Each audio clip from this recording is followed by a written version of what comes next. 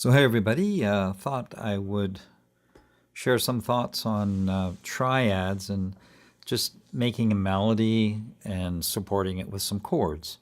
So thought I'd use the old tune Amazing Grace, as everybody knows that, and it'd be easy to throw that around into different keys and experiment with different chords to harmonize that.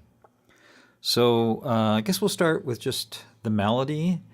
What do you want to do when you're trying to make a melody, a chord melody, is try to keep the melody on the first two strings if you can, and then you can have some room to play a chord underneath it.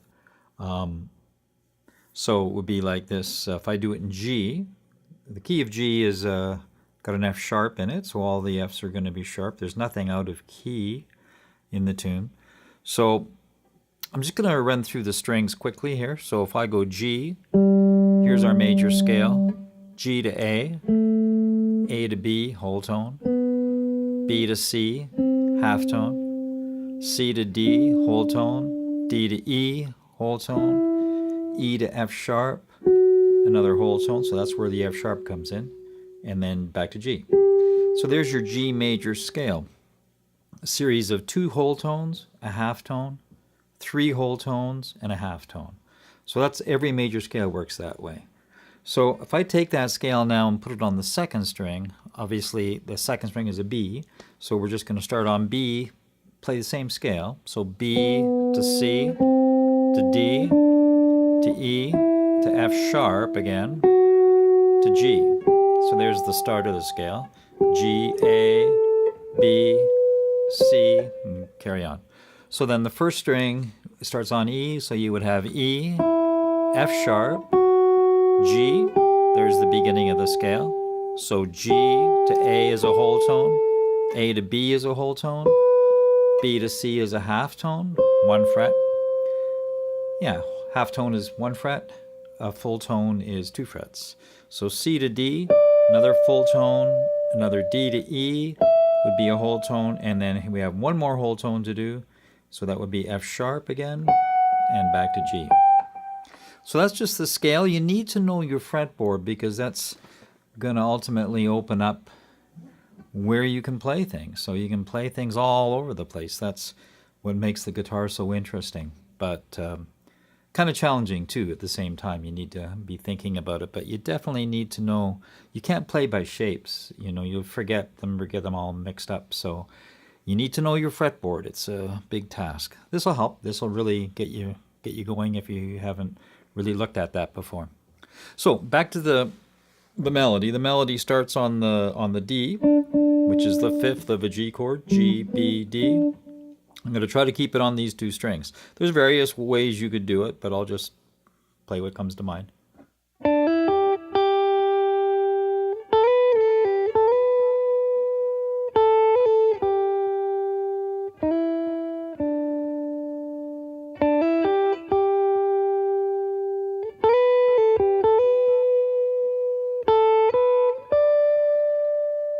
That's the root, so I'm going to go to the flat 7. There's the normal 7, there's the flat 7. Kind of leads you into the next chord.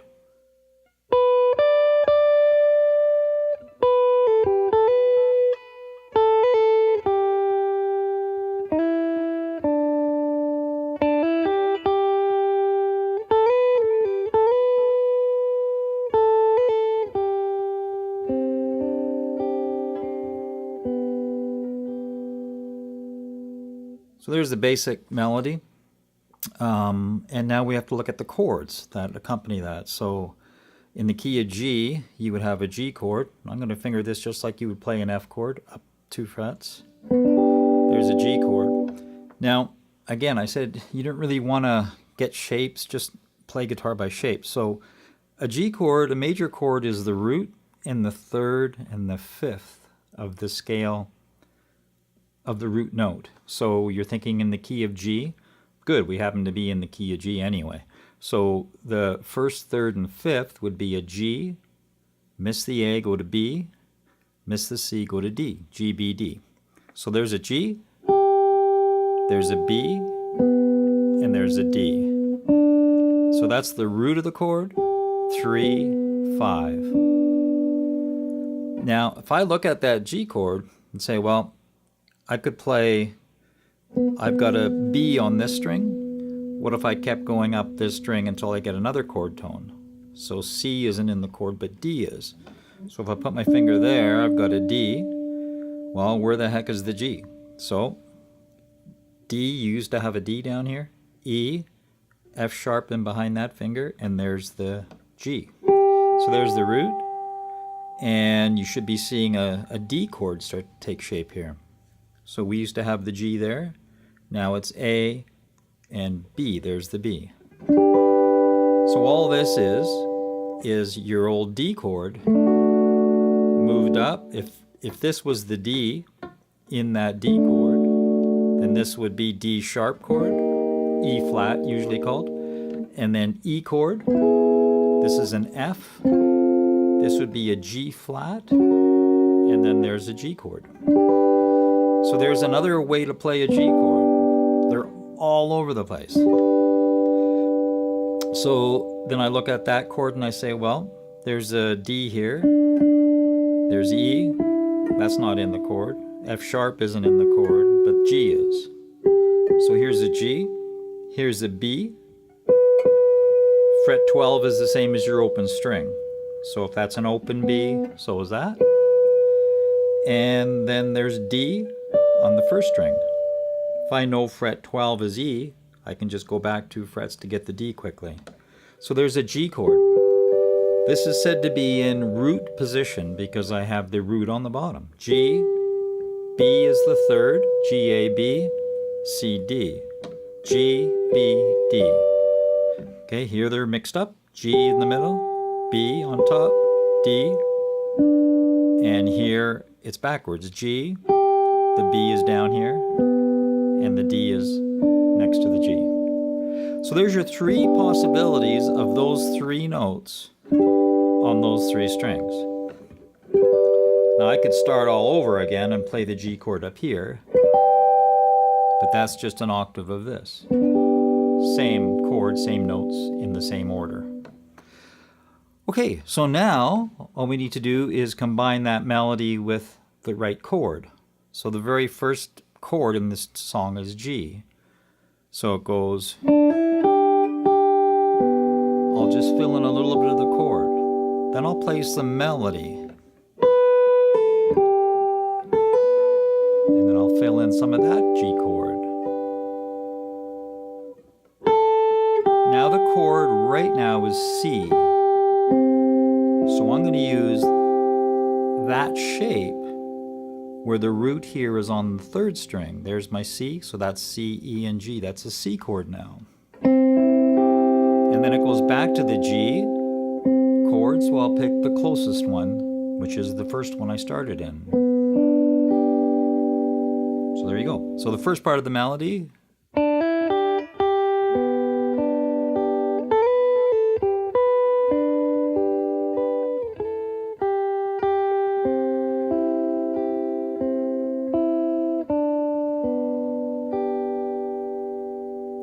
So that's a nice way to combine them. You get some accompaniment on your own, rather than having to have someone play behind you.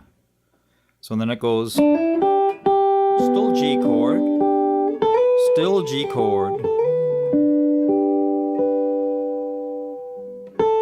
Then it goes to a D chord. So I'm going to play a D chord just like I did the G. I could go, I'll explain that later. So then you could go back to the G. Here's the melody again. Still G chord, so I'll pick that one. C chord. Back to G. Still G chord. Now it's a D chord. I'll explain that one in a sec too. And then I'm going to go back to a quick C and end on G.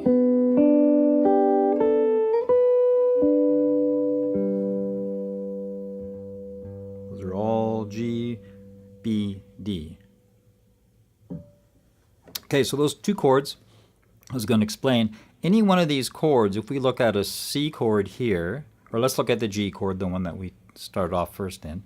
So G, B, D. If I want to play a 7th chord, it's just root 3, 5, and then we need the flatted 7. So in G, you're going to have a G, B, D. The next note in the series would be F sharp, but we need to flatten it, so it becomes an F natural. So the notes of the chord then are G, B, D, and a normal F, just F. So then the easiest thing to do, you're going to sacrifice, if we only play 3 strings and we have 4 notes, you're going to sacrifice 1 note. And oddly enough, the ones you want to sacrifice are the root. The root doesn't matter. Bass players probably got it.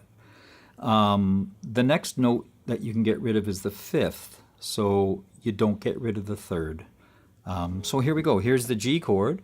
I'm going to get rid of the root. I'm going to say, well, the bass player is going to have that root. So if I play a G chord like this, just show you so you can see how my fingers are moving. I mean, I wouldn't grab the G like that normally, but I want you to see that it can go from G. This would be the normal 7, the F sharp. We don't want that. And this would be the flatted 7. So there's your G7. So I could play a G7 chord like that. And there's that sound. So basically you just take the root and go 2 frets lower. So if I look at a G chord up here, the root is here, G, B, D. I'm going to take that root, go down 2 frets, so there's a G7th chord. And then if I take this G, G, this is like a D shape, G, B, D, and I take that inside voice, the G, there's a G7th chord. Okay, so when I was up here, I went...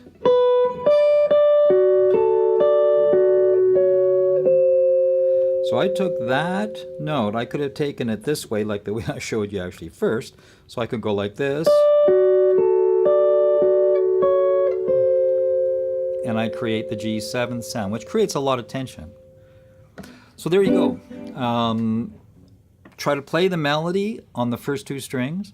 Know the notes that you're playing, like get to know your fretboard, call them out as you play them, and try to play simple tunes that stay in a key.